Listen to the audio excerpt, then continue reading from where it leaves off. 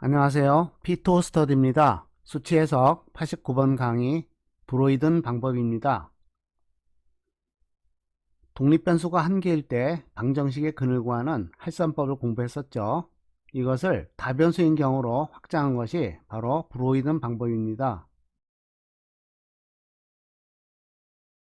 앞에서 공부한 뉴턴법의 일반화된 해법은요, 연립 비선형 방식을 풀 때 자코비안의 역행렬을 구해야 됩니다.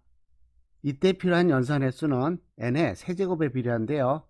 이러한 연산을 n의 제곱에 비례하도록 개발된 브로이든 방법을 알아보겠습니다. 변수가 하나일 때 비선형 방식에 대한 할선법은 이와 같은 접선의 기울기를 두 점을 지나는 직선의 기울기로 바꿨습니다.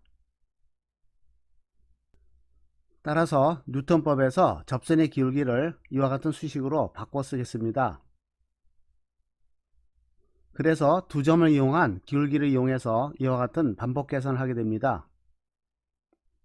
뉴턴법과 다른 점은 점이 두 개가 필요한 것이죠.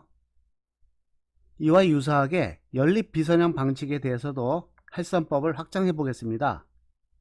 그러면 위의 수식과 비슷하게 써야 되는데요.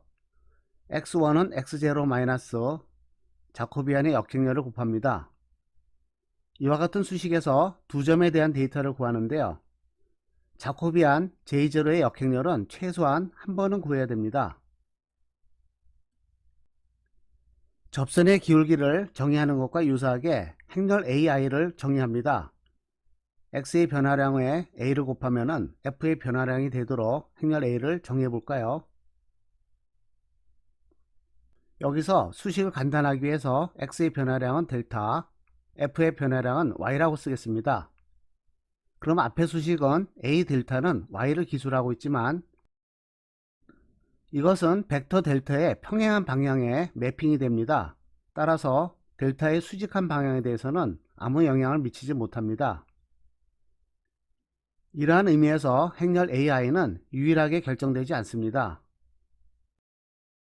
그러나 벡터 델타의 수직한 벡터 P벡터를 구한 다음에 이 벡터에 대해서 이와 같은 제한 조건을 주면요, AI는 유일하게 결정이 됩니다. 실제로 행렬 AI를 구하면 20번식으로 주어집니다. 이것의 증명은 뒤에서 다룰게요. 이와 같이 구한 행렬 AI를 자코비안 행렬 대신에 사용하면 확장된 할선법은 변수가 한 개인 경우와 유사하게 됩니다. 다시 말해서 접선의 기울기를 두 점을 지나는 직선의 기울기로 바꿔 썼죠. 마찬가지로 이와 같은 형태로 쓸 수가 있습니다. 이러한 결과를 1대1 대응으로 비교해 볼까요?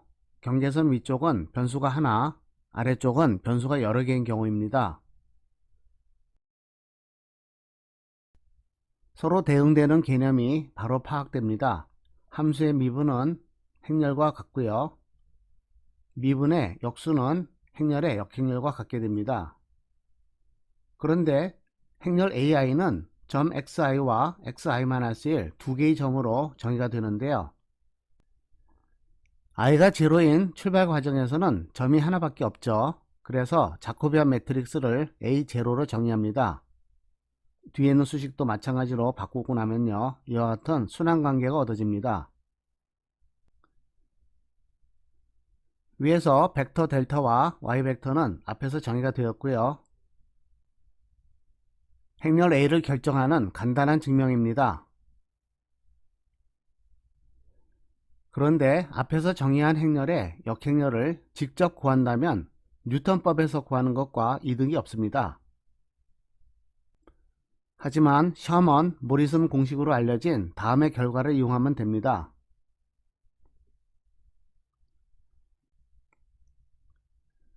그러면 21번식에 주어진 행렬 AI의 역행렬은 23번식으로 결정됩니다.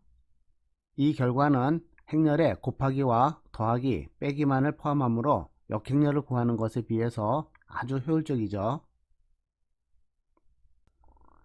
위의 방법으로 얻을 수 있는 장점은 다음과 같습니다. 뉴턴법에서 스칼라 함수의 연산은 함수를 구하는 n번이 있고요. 자코비안 매트릭스에서는 n제곱번의 계산이 필요합니다. 하지만 브로이든 방법에서는 스칼라 함수 연산은 함수만 구하면 되기 때문에 n번으로 감소합니다. 그리고 최초의 역행렬을 구하는 것 빼고는 역행렬을 구하는 n 세제곱에 비례하는 연산 대신에 행렬과 벡터의 곱만을 구하는 n제곱번의 연산이 필요합니다. 당연히 속도가 빨라지겠죠. 브로이든 방법의 반복 과정을 정리하면 다음과 같습니다. 준비 단계로서 출발점과 출발점에서의 함수값, 그리고 A0 매트릭스, A0 매트릭스의 역행렬을 구합니다. 자코비안 매트릭스의 역행렬은 최소한 한 번은 구해야 됩니다. 다음으로 델타 벡터를 구하고요. X 벡터를 업데이트하고 함수 벡터도 업데이트합니다. 함수 벡터의 증분을 구하고요. 역행렬을 계산을 합니다. 그리고 델타 벡터가 작으면 종료하고요. 아니면 다시 돌아갑니다.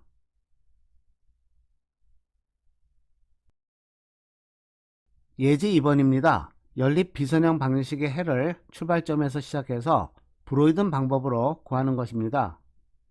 초기 추정해는 1,1에서 시작하고요. 대응하는 함수 벡터는 F0입니다. 그러면 자코비안 매트릭스를 구하고요. 이 행렬의 역행렬은 구합니다. 그러면 앞의 단계를 따라서 델타1 벡터를 구하고요. X 벡터를 업데이트합니다. 그러면 F1 벡터가 결정이 되고요. F 벡터의 증분 벡터 Y1 벡터를 구합니다. 계속해서 단계별로 계산을 합니다. 공식에 나타나는 항들을 하나하나 차근차근 구해 나갑니다. 그러면 A1의 역행렬은 이와 같이 결정이 됩니다.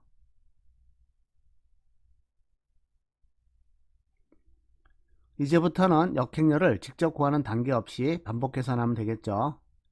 그래서 수렴 과정을 살펴보면요. 6번 만에 해가 구해졌습니다.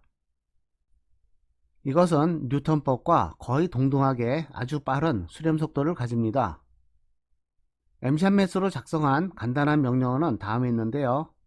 엠샷매스에서는 행렬과 행렬의 곱이 원바이원 행렬인 경우에는 스칼라로 바꾸기 위해서 스타 명령을 이용해야 됩니다.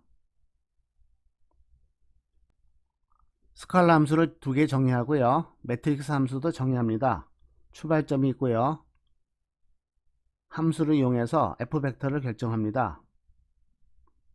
처음에 자코비안 매트릭스를 구하고요. 역행렬은 한번 수행합니다.